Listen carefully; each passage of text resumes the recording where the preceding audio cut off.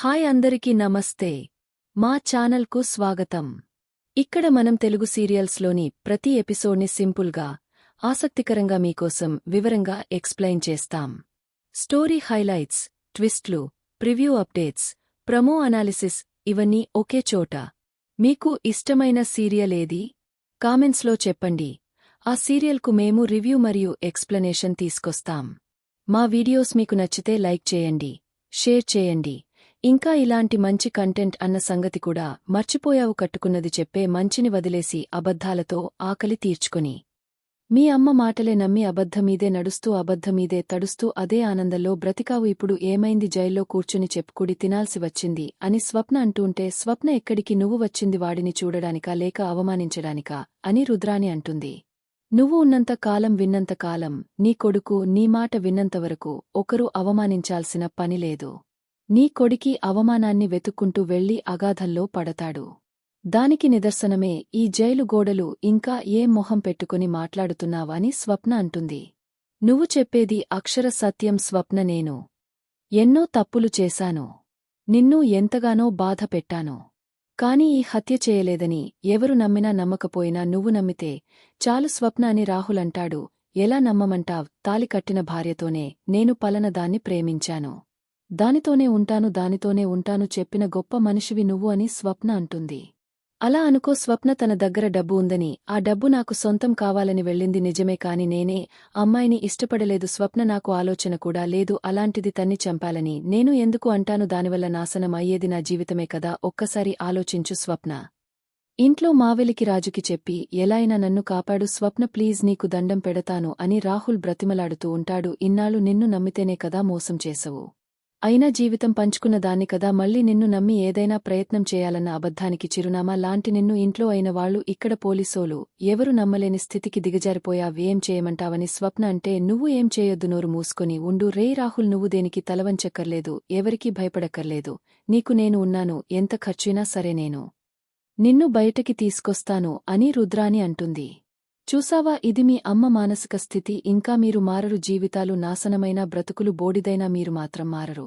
గొడ్డు కంచి దాటితే కాపరి తప్పు, బిడ్డ తప్పు చేస్తే తల్లిదే తప్పు. కాని నువ్వు కొడుకు పంచులో చేరి కంచె దాటించి ఊరిమీదకు వదిలేసిన ఘనత నీది. ఇప్పుడు అది కూడా చాలదు అన్నట్టు కొడుకుతో తప్పు చేయించడమే కాకుండా తప్పుడు మార్గంలో కొడుకుని కాపాడాలని చూస్తున్నావ్చి అని స్వప్న అంటుంది. నేను తప్పుకుంటే వాడు జైల్లో ఉండడమే కాదు, నువ్వు రోడ్డుమీద ఉంటావ్. భర్తలేని ఆడదానిగా బజార్న పడతావ్. అందుకే అడ్డదారిలో వెళ్లైనా సరే నేను నా కొడుకుని కాపాడాలనుకుంటున్నాను. నీకు చేతినైతే నువ్వు రహదారిలోన వెళ్లి ఎలా కాపాడుకుంటావో కాపాడుకో అంటూ రుద్రాణి రంజిత్కి కాల్చేసి బయటికి వెళ్ళిపోతుంది. స్వప్న రాహుల్ మొహం చూస్తూ చీకొడుతూ ఉంటే రాహుల్ చాలా బాధపడుతూ ఉంటాడు. ఇంకోవైపు రాజ్ కావ్య పోలివాళ్ల ఇంటి దగ్గరికి వస్తారు. ఇంటి ముందు కాపలాగా పోలీసులు ఉండడంతో ఇక్కడ పోలీసులు ఉన్నారేంటండి అని కావ్య అంటే, మర్డర్ జరిగింది కదా, లోపల ఏవైనా ప్రూఫ్స్ మిస్ అవుతాయని పోలీసులు ఇలా కాపలాగా ఉంటారని రాజు అంటాడు. మరి ఇప్పుడు మనం లోపలికి వెళ్లడానికి వాళ్ళు ఒప్పుకుంటారా అని కావ్య అంటే, చచ్చిన ఒప్పుకోరు. పైగా మనం ఇలా ఇంటికి వెళ్లడానికి ప్రయత్నించామని తెలిస్తే సాక్ష్యాలు మనిపులేట్ చేయడానికి ప్రయత్నించామని రాహుల్ మనకి చుట్టుకుంటుంది అని రాజు అంటాడు.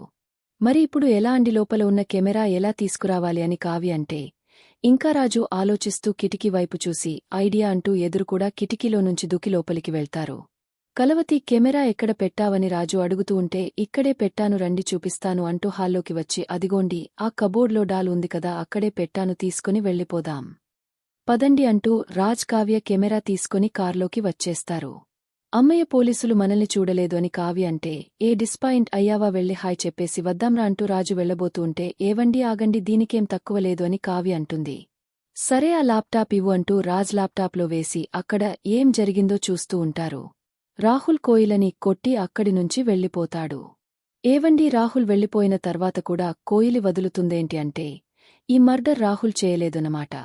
మరైతే ఎవరు చంపి ఉంటారు అని కావ్య చూస్తూ ఉంటే, చూస్తే తెలిసిపోతుంది కదా చూడు అంటూ రాజ్ చూస్తూ ఉంటాడు. ఇంకా కావ్యరాజ్ చూసి షాక్ అవుతూ, ఈ ఒక్క సాక్ష్యం చాలండి రాహుల్ని కాపాడడానికి, వెంటనే పోలీస్ స్టేషన్కి వెళ్దాం పదండి అంటూ ఇద్దరు కూడా స్టేషన్కి బయలుదేరుతారు. ఇంకోవైపు రుద్రాణి రంజిత్ని తన దగ్గరికి రప్పిస్తుంది. రాహుల్ మదర నేనే మీకు కాల్ చేసింది. నిర్ణయం తీసుకున్నారో చెప్పండి అని రంజిత్ అడుగుతూ ఉంటే నా కొడుకుని ఇరికించడానికే ఫిక్స్ అయ్యావా అని రుద్రాన్ని అంటుంది. సాక్ష్యాలు లేకపోతే ఇరికించడం అంటారు. కాని అన్ని ఆధారాలు నా దగ్గర ఉన్నాయి అంటూ రంజిత్ ఫోన్ చూపిస్తూ ఉంటే సాక్ష్యాలతే ఏముంది 100 సృష్టించొచ్చు అని రుద్రాని అంటుంది. సాక్ష్యాలు సృష్టించినంత తేలిగ్గా నోట్లు సృష్టించలేను కదా, నేను మిమ్మతో డిస్కస్ చేయడానికి రాలేదు, డిమాండ్ చేయడానికి వచ్చాను. 2 కోట్లు అని ఆల్రెడీ చెప్పాను కదా అని రంజిత్ అంటే నా దగ్గర అంత డబ్బులేదని రుద్రాన్ని అంటుంది. అయితే నాకు ఓపిక లేదు. నా దగ్గర ఉన్న సాక్ష్యాలతో స్టేషన్కి వెళ్లమంటారా లేక ఈ ప్రూఫ్ని నేను చెప్పిన రేటుకి మీరు కొనుక్కుంటారా అని రంజిత్ అడుగుతాడు. నా దగ్గర డబ్బులు తీసుకుని మీరు నన్ను మోసం చేస్తే అని రుద్రాని అంటే ఒక విషయం చెప్పు, ఇప్పుడు నన్ను నమ్మడం తప్ప నీకు వేరే ఆప్షన్ ఉందా అని రంజిత్ అంటాడు. ఒక్క ఆప్షన్ కాదురా, చాలా ఆప్షన్స్ ఉన్నాయి అంటూ రాజ్ కావ్యాలు అక్కడికి వస్తారు. ఎవరు మీరు అని రంజిత్ అడుగుతుంటే ఏరా, నీ ఇల్లు పీకి పందిరేసిన మమ్మల్ని గుర్తుపట్టలేదురా ఎదవ అని కావ్య తేడుతుంది. రాహుల్ని విడిపించడానికి మాకు ఒకే ఒక్క ఆప్షన్ ఉందిరా, రాహుల్ తప్పు చేయలేదని నమ్మి నిర్దోషగా బయటికి తీసుకురావడం, మేము మాత్రం నీకు చాలా ఆప్షన్స్ ఇస్తున్నామని రాజు అంటాడు. నీకు నువ్వుగా నేరాన్ని ఒప్పుకుని పోలీసులకి లొంగిపోవడం అని కావ్య అంటుంది. నిన్ను 4 తన్ని పోలీసులకి అప్పచెప్పడం, నిన్ను అరెస్ట్ చేయించడం, ఈ ఆప్షన్స్లో ఏది బ్రైటరో ఆలోచించుకో అని రాజ్ కావ్యాలు అంటూ ఉంటారు. రాజ్ ఏం చేస్తున్నారు మీరు, వీడి దగ్గర సాక్ష్యాలు ఉన్నాయి, వీడికాని స్టేషన్కి వెళ్తే రాహుల్ జైల్కే పరిమితం కావాల్సి వస్తుంది అని రుద్రాన్ని టెన్షన్ పడుతూ ఉంటే అమ్మాయిని చంపింది రాహుల్ కాదు వీడు అని కావ్య అంటుంది. ఏమంటున్నారు మీరు అని రుద్రాన్ని టెన్షన్ పడుతూ ఉంటే అన్ని పోలీసుల ముందే తెలుస్తాయి పదా అంటూ రాజ్ కావ్య రంజిత్ని స్టేషన్కి ఏడ్చుకొస్తారు. హలో, ఏంటి ఇదంతా, ఎవరు మీరు అని ఎస్ఐ అడుగుతూ ఉంటే నేను రాహుల్ కజిన్ సార్ అని రాజ్ అంటాడు. అది తెలుసు, రాహుల్ మీద కేసు పెట్టిన తన్ని ఎక్కడికి ఎందుకు తీసుకొచ్చారు అని అసయ్య అడుగుతూ ఉంటే వీడు తప్పు చేశాడు కాబట్టి ఆర్డర్ చేసింది రాహుల్ కాదు, అసలైన నేరస్తుడు వీడు అని రాజ్ కావ్య రంజిత్ని చూపిస్తూ ఉంటారు. కట్టుకున్న భార్య నిర్దాక్షణంగా చంపేసి ఆ కేసుని మా రాహుల్ మీదకి నెట్టేసిన దుర్మార్గుడు సార్ వీడు కావ్య అంటే మీరెలా చెప్పగలరని ఎస్ఐ అడుగుతాడు. మీరు మాటలా తో చెప్తే నమ్మరని తెలుస్తారు, అందుకే సాక్ష్యాలతో వచ్చాం. కోయిలిని వీడే చంపాడని కావాల్సిన ఆధారం అంతా ఇదిగోండి ఫోన్లో ఉన్నాయి చూడండి అంటూ రాజ్ ఫోన్ ఇస్తాడు. ఇంకా ఎస్ఐ చూస్తూ షాక్ అవుతూ ఉంటాడు. అయితే రాహుల్ కోయిలిని కొట్టేసి అక్కడి నుంచి వెళ్లిపోయిన తర్వాత వెంటనే రంజిత్ అక్కడికి వచ్చి కోయిలిని లేపుతూ ఉంటాడు. నాకు కళ్ళు తిరుగుతున్నాయని కోయిలి అంటూ ఉంటే నువ్వు చేసిన పనికి నాకు ప్రపంచమే తిరుగుతుంది అని రంజిత్ అంటాడు. నేనేం చేశాను అని కోయిలి అంటే ఇంకా ఏం చేయాలి, ఆ రాహుల్ గాడి దగ్గర డబ్బు ఉందన్నవాడు కోసిటిసోడు అన్నవాడిని ట్రాప్ చేస్తే లగ్జరీగా బతకొచ్చు అన్న నేను నీ మొగుడిని అన్న సంగతి కూడా మర్చిపోయావు. నీ ప్లాన్కి నేను ఒప్పుకున్నాను, కాని ఏమైంది, అంతా నాశనం అయిపోయిందని రంజిత్ అంటే మనకు డబ్బు వచ్చేస్తుందనే కదా ఆ పని చేశాను. అప్పులు చేసావు, లాస్ట్ టైం నువ్వు దొంగతనం చేస్తే నిన్ను బయటికి తీసుకురావడానికి అప్పుచేసి నీకు డబ్బులు ఇవ్వలేదా అని కోయిలే అంటే అందుకే ₹1 కోటి అప్పు అయిపోయామది చాలదు అన్నట్టు ఆ రాహుల్ గారిని ట్రాప్ చేయడం కోసం లక్షలు ఖర్చు పెట్టించావిప్పుడు మొత్తం పోయింది. అప్పుల వాళ్లు నన్ను తరుముతున్నారు, ఇప్పుడు నన్ను ఏం చేయమంటావని రంజిత్ అంటే నన్ను అంటావ ఏంటి, ఇద్దరం కలిసే చేశాం. ఇప్పుడు అప్పుల బాధలో నుంచి బయటపడాలంటే ₹1 కోటి కావాలి, అదే సంపాదించాలనుకోలి అంటే ఇప్పుడు మనకి డబ్బులు కావాలి అంతే కదా, అప్పులన్నీ తీర్చి హ్యాపీగా బ్రతకాలి అంతే కదా. సరే ఈ వీడియో చూడు, రంజిత్ వీడియో చూపిస్తూ ఉంటాడు. ఇప్పుడు ఈ వీడియో ఎందుకు తీసావని కోయిలి అడుగుతుంటే డబ్బులు కావాలి కదా, డబ్బులు రావాలి కదా అని రంజిత్ అంటాడు. అదేంటి, ఈ వీడియోతో మనకి డబ్బు ఎలా వస్తుంది అని కోయిలి అడుగుతూ ఉంటే నీకు కాదు, నాకు రాహుల్ గాడు నిన్ను కొట్టాడు, నువ్వు పడిపోయావు కాని బ్రతికావు, అదే ఇప్పుడు నువ్వు చచ్చావనుకో, వాడు కొట్టినందువల్లే నీ ప్రాణం పోయిందని ఈ ప్రపంచాన్ని నమ్మిస్తాను, ఈ కేసని అడ్డం పెట్టుకుని కోట్లు సంపాదిస్తాను. రంజిత్ అంటే రంజిత్ ఏం మాట్లాడుతున్నావ్, నీకు మతి పోయిందా ఏంటి అని కోయిలి టెన్షన్ పడుతూ ఉంటుంది. రంజిత్ ఇక్కడ రంజిత్ నా మాట విని చచ్చిపో, ఇంతకన్నా వేరే మార్గమే లేదు అంటూ రంజిత్ చాలా బలంగా కోయిలి తలపై కొడతాడు. ఇంకా కోలి ప్రాణాలు వదిలేస్తుంది.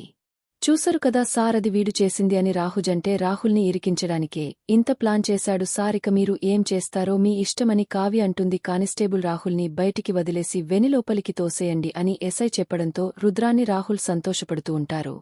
థాంక్స్ రాజ్ అని రాహుల్ అంటే రాహుల్ నువ్వు తప్పు చేయలేదు కాబట్టి బయట పడగలిగావు, కాని తప్పు చేసిన ప్రతిసారి నువ్వు తప్పించుకోవడం సాధ్యం కాదు అని రాజు అంటే ఇప్పటికైనా మనిషిలా మారు రాహుల్. ఒక మంచి భర్తగా, మంచి తండ్రిగా బ్రతికి చూపించాను కావ్య అంటుంది.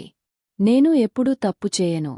ఇక నాలో ఒక మారిన రాహుల్ని చూస్తారు అని రాహుల్ అంటే నా కొడుకుని విడిపించారు, ఇది అడ్డు పెట్టుకుని ఇంకెన్ని బిల్డప్లు ఇస్తారు ఏంటో కర్మ అని రుద్రాని మనసులో అనుకుంటూ రాజు. మీ మేలు మర్చిపోలేను చిన్నవాళ్ళు అయిపోయారు లేదంటే మీ కాళ్ళు పట్టుకోవాలని ఉంది అని రుద్రాని అంటుంది.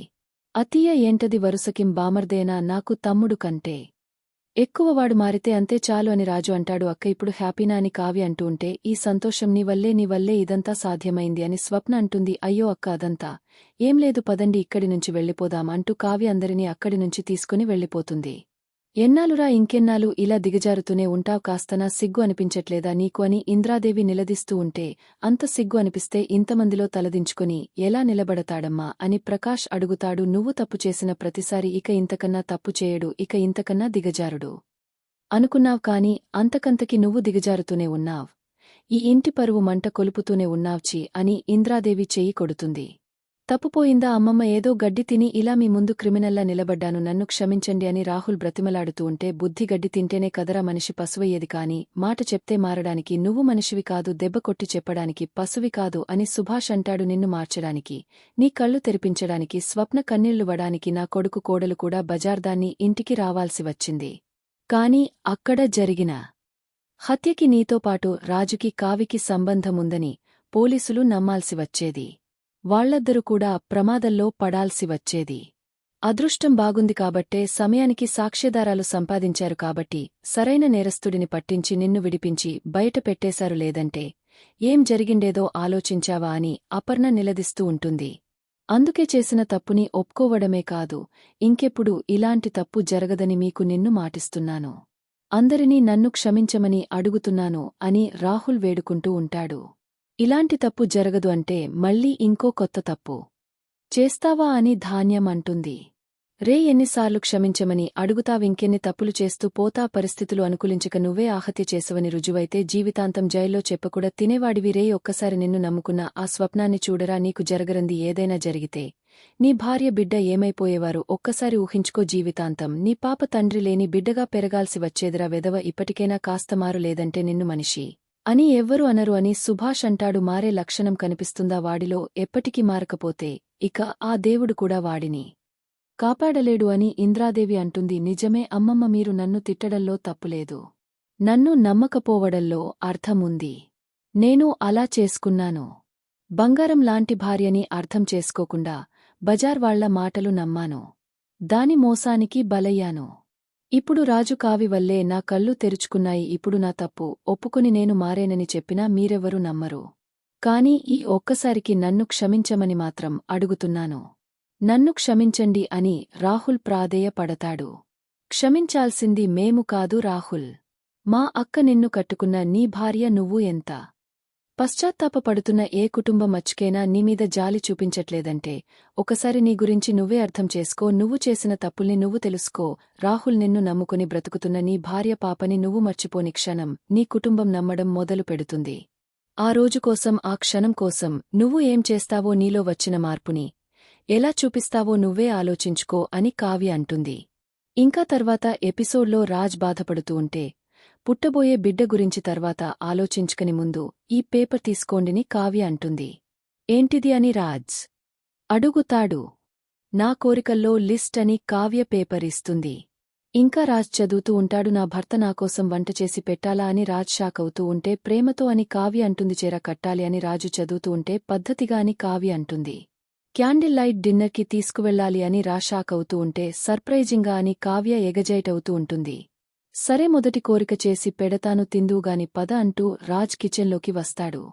వాళ్లకి నేను వంట చేసనని తెలిసిందనుకో చికెన్ మీద పడిపీకు తింటారు అంటూ ఎవరికీ తెలియకుండా చీకట్లో వంట చేస్తూ ఉంటాడు. ముఖ్యంగా మన ముసలిది పట్టిలమీద దాని కన్ను ఎప్పుడు చూడు తింటూనే ఉంటుంది అని రాజ్ అంటూ ఉంటే ఇంకా మాటలు విని ఇంద్రాదేవి సీరియస్గా చూస్తూ ఉంటుంది. సరే తిను అని అందరిని చూసి రాజ్ షాక్ అవుతూ ఉంటాడు. కావ్య నవ్వుకుంటూ ఉంటుంది. Please subscribe my channel. Thank you for watching.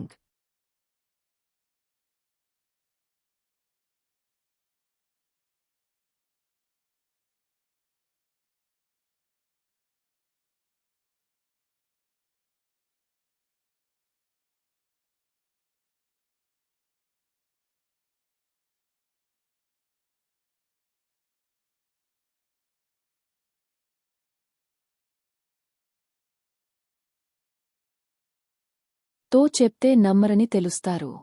అందుకే సాక్ష్యాలతో వచ్చాం. కోయిలిని వీడే చంపాడని కావాల్సిన ఆధారం అంతా ఇదిగోండి ఫోన్లో ఉన్నాయి చూడండి అంటూ రాజ్ ఫోన్ ఇస్తాడు. ఇంకా ఎస్ఐ చూస్తూ షాక్ అవుతూ ఉంటాడు. అయితే రాహుల్ కోయిలిని కొట్టేసి అక్కడినుంచి వెళ్ళిపోయిన తర్వాత వెంటనే రంజిత్ అక్కడికి వచ్చి కోయిలిని లేపుతూ ఉంటాడు.